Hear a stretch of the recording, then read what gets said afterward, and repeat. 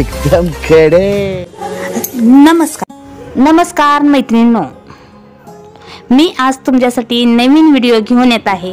घराच्या मुख्य दारावर शुभ लाभ व स्वस्तिक का करतात, शुभ लाभ यांचा गणपतीशी काय संबंध आहे, जाणून घेऊया याची संपूर्ण माहिती।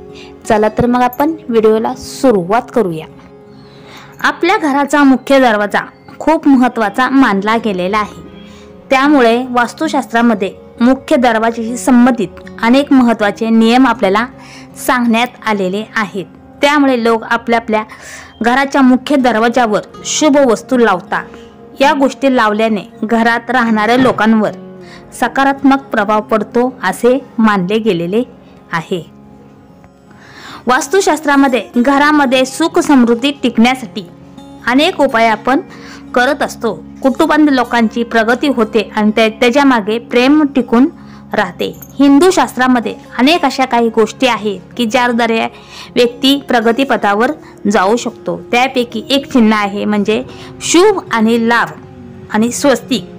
तुम्ही अनेकदा घरांच्या मुख्य दरवाजावर शुभ लाभ आणि स्वस्तिक हे तुम्ही पाहिलेच असेल। घराच्या मुख्य दारावर स्वस्तिक मुख्य दाराच्या अगदी मध्यभागी हे स्वस्तिक काढलेले असते आणि घराच्या उजव्या आणि डाव्या बाजूला शुभ लाभ असे लिहिलेले असते। असे घर किंवा मंदिरात केल्या जाणाऱ्या पूजेमध्ये सर्वात स्वस्तिक चिन्ह आधी बनवलेले असते आणि त्यानंतर शुभ लाभ लिहिले जाते। ही परंपरा अनेक शतकापासून चालत आलेली आहे। तर असे हे शुभ लाभ आणि स्वस्तिक हे आपण कधी काढायचं असतं तर प्रत्येक मंगल कार्यप्रसंगी, म्हणजे जसं की नवीन घराचा गृहप्रवेश, वास्तुशांती, लग्न कार्य अशा शुभ प्रसंगी आपण शुभ लाभ आणि स्वस्तिक काढण्याची फार जुनी परंपरा आहे। उजव्या आणि डाव्या बाजूला हळदी कुंकवाने शुभ लाभ हे असे लिहिलेले असते। तसे हिंदू ग्रंथामध्ये गणपतीला प्रथम पूज्य मानले गेलेले आहे। असे हे शुभ लाभ लिहिण्याची आपल्याकडे परंपरा आहे। तसं हिंदू धर्मात शुभ लाभ लिहिण्यासाठी मुख्य दरवाजावर स्वस्तिक लिहिले जाते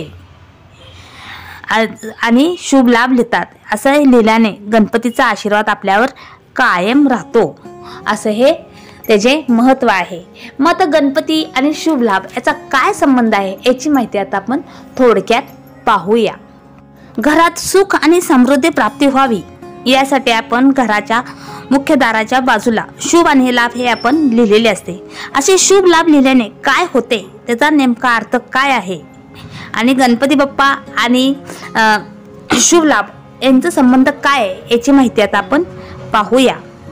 तर तसे पाहता देवांचे देव महादेव यांचे पुत्र श्री गणेश म्हणजेच गणपती बाप्पा यांचे लग्न प्रजापती विश्वकर्मा यांच्या दोन्ही मुली रिद्धी आणि सिद्धी यांच्याशी झाले।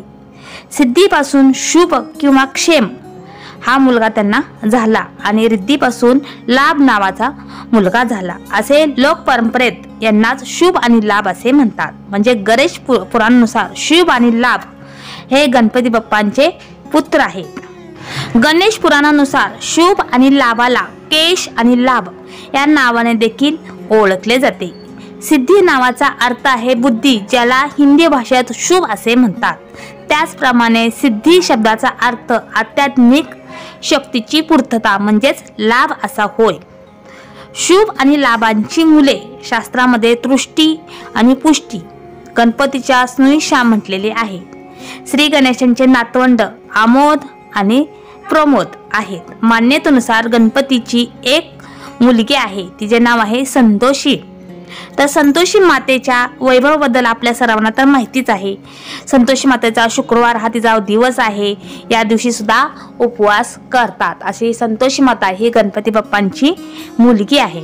जेव्हा आपण एखादा मुहूर्त बघतो तेव्हा अमृत व्यतिरिक्त शुभ आणि लाभ हे सुद्धा महत्त्वाचे मानले गेलेले आहेत। दारावर श्री गणेशांच्या मुलांची नावे आणि स्वस्तिकांच्या उजव्या आणि डाव्या बाजूला आपण लिहित असतो। घराच्या मुख्य दारावर स्वस्तिक मुख्य दाराच्या मध्यभागी आपण लिहित असतो आणि लाभ डाव्या बाजूला आणि लाभ शुभ आपण उजव्या बाजूला लिहित असतो। स्वस्तिकाच्या दोन्ही वेगवेगळ्या रेषा गणपतीच्या दोन्ही पत्नी रिद्धी आणि सिद्धी हे दर्शविले जाते. घराच्या बाहेर शुभ लाभ लिहिण्याचा अर्थ असा आहे की आपल्या घरामध्ये सुख आणि समृद्धी कायम राहो. लाभ लिहिण्यामागील भावना अशी आहे की आम्ही देवाला प्रार्थना करतो की आमच्या घरात उत्पन्न आणि संपत्ती वाढतच राहो, त्याचा फायदा आम्हाला मिळत राहो, असा हा शुभ आणि लाभ याचा अर्थ आहे. शुभ लाभ हे गणपती बाप्पांचे पुत्र आहेत असा हा संबंध आहे. असे शुभ लाभ लिहिल्याने घरात सुख समृद्धी प्राप्त होते आणि गणपती बाप्पांचा आशीर्वाद आपल्यावर कायम राहतो. याशिवाय घरात कधीही धान्याची आणि अन्नाची कधीही कमतरता भासत नाही. यासोबतच घराच्या मुख्य द्वारावर स्वस्तिक असलेले चिन्ह सुद्धा गणपती बाप्पांचे अस्तित्व निर्माण करत असते. त्यामुळे बाप्पांचा आशीर्वाद मिळावा, त्यामुळे आपण घराच्या बाहेर शुभ आणि लाभ व स्वस्तिक हे आपण काढलेच पाहिजे. काढल्यामुळे घरातील नकारात्मक ऊर्जा ही बाहेर रोखून बाहेर जाते आणि घरात ही सकारात्मक ऊर्जा निर्माण होते. हिंदू धर्मात स्वस्तिक चिन्ह हे तेवढेच महत्त्वाचे मानले गेलेले आहेत. त्यामुळे आपण आपल्या घरात समृद्धी ऐश्वर्य प्राप्त होण्यासाठी आपण शुभ लाभ व स्वस्तिक हे आपण काढलेच पाहिजे आणि गणपती बाप्पांचा आशीर्वाद आपल्या घरावर राहिला पाहिजे. त्यामुळे आपण घराच्या बाहेर शुभ लाभ हे आपण अवश्य लिहावे.